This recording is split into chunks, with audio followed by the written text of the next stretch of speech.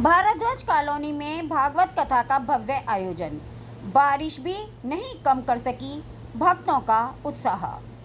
Bhardwaj colony स्थानीय Bhardwaj colony में चल रही श्रीमद् भागवत कथा के तीसरे दिन मौसम का मिजाज बदलने और बारिश होने के बावजूद श्रद्धालुओं की आस्था अडिग रही। पंडाल के अंदर भक्तों में भारी हर्षोल्लास देखने को मिला। कथा के दौरान भगवान के भजनों पर भक्त झूमते और गाते नजर आए, जिससे पूरा वातावरण भक्तिमय हो गया। नरसिंह भगवान और प्रहलाद की जीवन झांकी ने मोहा मन। कथा के तीसरे दिन विशेष आकर्षण भगवान नरसिंह के अवतार की झांकी रही। कार्यक्रम में छोटे बच्चों को भगवान नरसिंह का रूप धारण कराया गया था, जिनकी गोदी में बाल प्रहलाद बैठे थे। इस मनमोहक और जीवंत दृश्य को देखकर पंडाल में उपस्थित सभी श्रद्धालु भाव विभोर हो गए। संस्कृति के संरक्षण के लिए खुलेगा गुरुकुल, पंडित देवेंद्र भारद्वाज जी। इस धार्मिक महोत्सव के मुख्य आयोजक और समाज सेवी पंडित देवेंद्र भारद्वाज जी ने इस अवसर पर एक महत्वपूर्ण घोषणा की। उन्होंने बताया कि आने वाले समय में भारत की गौरवशाली संस्कृति और सनातन संस्कारों को जीवित रखने तथा नई पीढ़ी को इसे गौरवान्वित करने के लिए एक गुरुकुल की स्थापना की जाएगी। आधुनिक शिक्षा के साथ साथ हमारी पारंपरिक संस्कृति का ज्ञान होना आज के समय की सबसे बड़ी आवश्यकता है। महोत्सव में पूरे परिवार का अनुकरणीय सहयोग। इस भव्य धार्मिक अनुष्ठान को सफल बनाने में पंडित देवेंद्र भारद्वाज जी का पूरा परिवार पूरी निष्ठा के साथ अपना योगदान दे रहा है। परिवार के सभी सदस्य व्यवस्थाओं से लेकर अतिथियों के सत्कार तक में समर्पित भाव से जुटे हुए हैं। उनके इस सामूहिक प्रयास और सेवा भाव की कॉलोनी और क्षेत्र के गणमान्य लोगों द्वारा काफ़ी सराहना की जा रही है।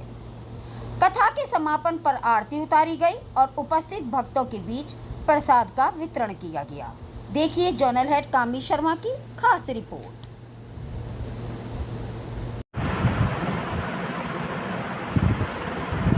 इस समय जो भारद्वाज कॉलोनी में जो ये भागवत कथा चल रही है वो किस उपलक्ष्य में हो रही है और आने वाले समय में क्या इसकी रूपरेखा रहेगी?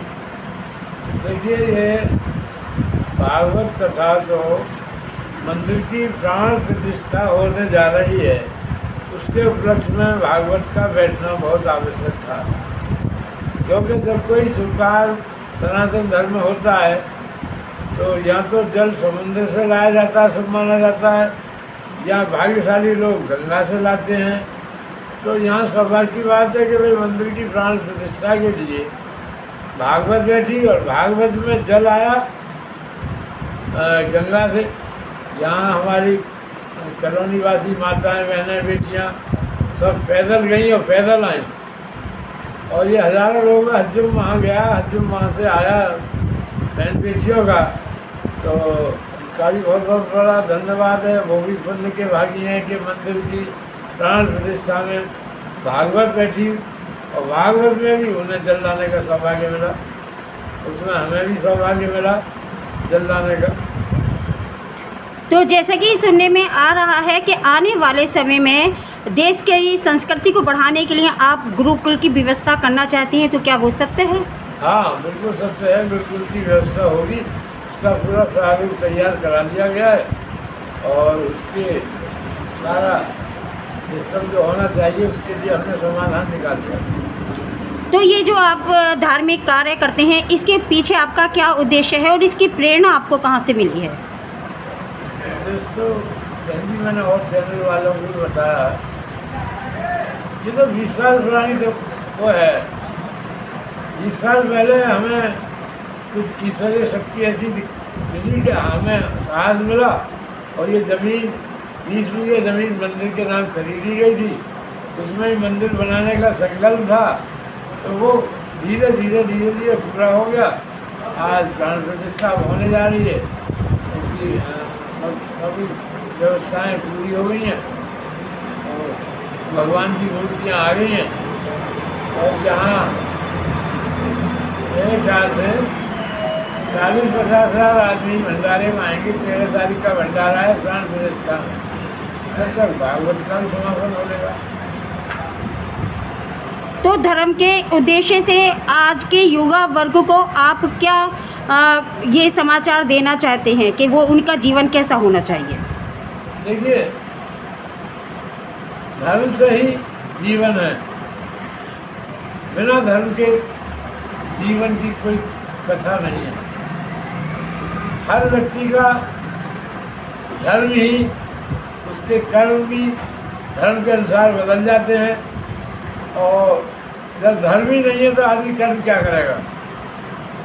हम चाहेंगे कि इन चीज़ों से भगवान की जो सनातन धर्म के लोग हैं उनकी जो आस्था अपने धर्म में, इस मंदिर से आने वाली पीढ़ी को शिक्षा मिलेगी कि भाई ये मंदिर बनाए तो हमें सन्मार्ग पर चलना चाहिए, भगवान के लिए नहा धोकर पूजा पाठ भी करनी चाहिए। जब यहाँ मंदिर बनेगा तो कॉलोनी वासी हमारे 10,000 लोग यहाँ से कॉलोनी में, उनके बच्चों को भी प्रेरणा मिलेगी, सुबह भगवान की प्रार्थना करने का मौका मिलेगा। तो बच्चों का सुधार तो धर्म के अनुसार होता आया है और हो रहा है, होता रहेगा। आपके साथ जो बैठे हैं इनका परिचय क्या है? देखिए, हम 7 बहन भाई हैं। ये मेरे बड़े भाई हैं, ये बीच वाले भाई हैं, मैं तो सब में छोटा हूँ। हमारी 4 बहनें आई हुई हैं, हमारे बहनोई आए हुए हैं, हमारा भांजे आए हुए हैं, भांजी आई हुई हैं, पूरा परिवार आया हुआ, सब इसकी व्यवस्था में लगे हुए हैं। हमारा पूरा परिवार यही है। और हमारे बहुत से रिश्तेदार यार दोस्त सब जो अनेकों वर्षों से यहाँ नहीं आए थे, वो आज इस मंदिर की सेवा में हमारा सहयोग करने के लिए, हमारा हौसला बढ़ाने के लिए आए हैं। ये मेरे दोनों बड़े भाई हैं, मैं इनका छोटा भाई।